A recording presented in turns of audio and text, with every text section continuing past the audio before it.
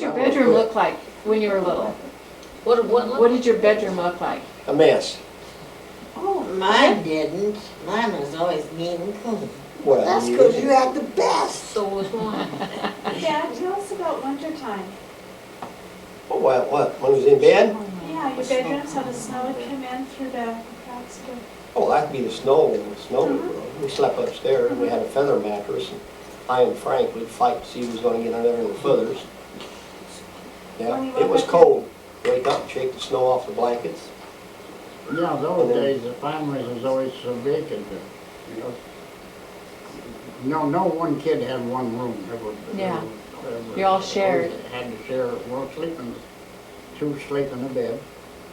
And talking about Frank, excuse me. I slept with my brother Lionel until he was 14 years old. He'd pee all over me every night. I was going to say about my brother Frank, of course he'll deny it. But we always slept together, upstairs. And he'd come home at night, like on a weekend or something. And there's one particular night he came home, he was really soused. I mean, he had more than enough to drink, naturally. Of course, he'd say, well, no, I didn't do that. But I'd lay in there in bed, and he would sit on the edge of the bed, and he'd sit there, and he would kind of swear a little bit, because the bed wouldn't hold still. He couldn't get in bed. I just laid there and had to laugh. Of course, I started to deny it, you know that. Because he don't remember. I remember being a youngster, and it was in the southwest bedroom, and I laid down at the window because I was going to see Santa Claus that night. Did you see him? No, I didn't. That's another reason you didn't go. You know, my Bernice, whenever she wanted to take a nap or anything, well, she wanted somebody to lay with her, and she'd play with their ears.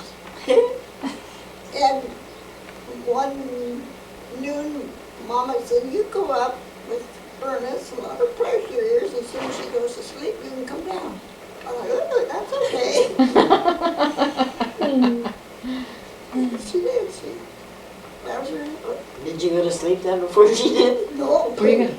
My sister and I shared a bedroom, and we had twin beds. And my daughter Judy still has the bedroom set with the No. two dressers and one of the twin beds. Oh, that's wonderful. Oh, when you were growing up, did you have anyone in the family that was in the service? Do you have any memories of that? Frank, our brother Frank was in the Navy. My brother Eddie. One noon, my doorbell rang. Oh, my son. And I went to, we hadn't heard from Frank for a long time. And I opened the door and there stood Frank. What a shock. Yeah, Well, that time that we got pictures of him was when my first wife, Mary, was in the hospital. Well, he came home on leave, and him and Leonard Larson and somebody else went up to Sioux City. That's where she's at in the hospital. And then we went to give blood. So Frank and Leonard laid there in the bed in this one room giving blood. And Frank kept telling the nurse and them not to take Leonard's blood because it was no good. He's a Dane. So they got all done, and of course Frank had the experience, I guess. Yeah. So anyway, the nurses told Leonard, now you lay there and drink this little glass of orange juice, and you just lay there for a while. Of course, Frank was laying there, and he stayed down. Leonard, he said, oh, hell, no, I don't have to do that. So he gets up. He went down again. Passed out. Frank, It was good. Frank took me back to Iowa. He bought my ticket at that time. He was in the Navy. And we went back to Iowa. On a And train? like Buster said, yeah, on the train. And like Buster said, we went back because Buster's first wife was so terribly sick. And then there's another one. I didn't remember you going back to Frank. I did. There's another one, too, that was in the service, and that was Butch. Oh, that's I was just right. gonna say that. Yeah, that's right. And one day he came home on a furlough or leave, and it was Judy's birthday. So we put him in a big box, set up in the room. They Had wrapped Judy it all come in and up. open up the box, and here come Butch out of the box. She turned- You remember that? Oh, I have to say that's my best birthday present I ever had. We're very close. Yeah. There was Yeah, that was another good. time when Frank was in the service, he was very poor at writing Mother and Dad to let us know that he was all right. and You're talking about everything. Butch. Yeah, Butch.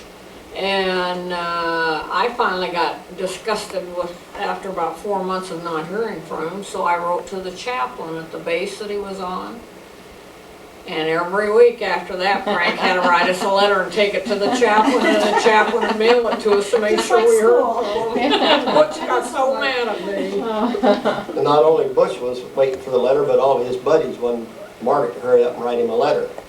Because none of them could hardly read it, so that's why they wanted it. They all sit down and try to make it out. Do you have any Pearl Harbor memories? Do you remember about Pearl Harbor? Where you were, what you were doing when you heard? You know, back there on Sundays, you get in the car and go for a ride, Uh-huh. and that's what we were doing. We had the radio on. They announced it. I must have been with you, because that's the way I It remember it could've too. been. Yeah. We were getting ready to go to church when we heard I on the don't car remember radio. just exactly. The Oh, I ten heard it. verses, that's it. You say that happened on a Sunday? Mm-hmm. Or that, I don't think I knew about it until on a Monday. And where we lived, we washed in the basement. And I had come up, it was on a Monday, and it was coming up with a load of clothes, and Evelyn come. And she was the one that told me about Pearl Harbor, because I hadn't heard it. But that's the way I heard about it.